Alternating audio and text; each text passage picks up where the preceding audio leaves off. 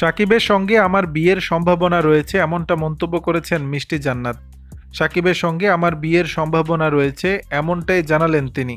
সম্প্রতি ঢাকাই চলচ্চিত্রের এই অভিনেত্রী উপস্থাপক শাহরিয়ার নাজিম জয়কে চর মারতে চেয়ে আলোচনায় আসেন। মিষ্টি জান্নাত চলচ্চিত্র দিয়ে আলোচনায় না এলেও এর আগে নানা বিষয় আলোচনায় ছিলেন। এর মধ্যে একটি হলো জাতীয় দলের পেসার তাসকিনের সঙ্গে প্রেম করার ইচ্ছার কথা প্রকাশ করে আলোচনায় এসেছিলেন। পরবর্তীতে তাসকিনকে দেখা গিয়েছিল ধানমন্ডিতে নায়িকার রেস্তোরাঁয়। মিষ্টি জান্নাত সে সময় একাধিক ছবিও পোস্ট করেছিলেন। সম্প্রতি শাকিব খান ডাক্তার পাত্রীকে বিয়ে করছেন বলে সংবাদ চাউর হলে মিষ্টি জান্নাত আলো নিজের দিকে নেয়ার চেষ্টা করেন। তিনি অনেকটা ইঙ্গিত দেওয়ার চেষ্টা করেন যে সাকিবের সেই পাত্রী তিনি।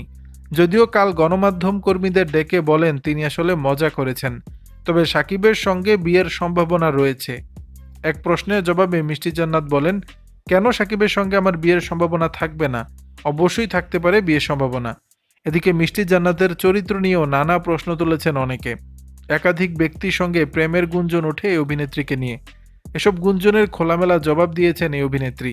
মিষ্টি জান্নাত বলেন, আমার সঙ্গে গিভ অ্যান্ড টেক করতে হলে সমপর্যায়ে আসতে হবে। সমপর্যায়ে তো নেই।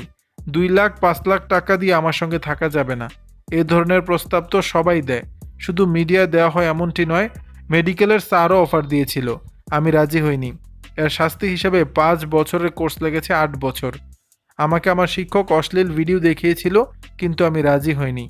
এই অভিনেত্রী মনে করেন এ ধরনের প্রস্তাব শুধু মিডিয়ায় দেওয়া হয়নি, বর্তমানে 5 থেকে 10 টাকার চাকরিতে গেলেও অফার করে।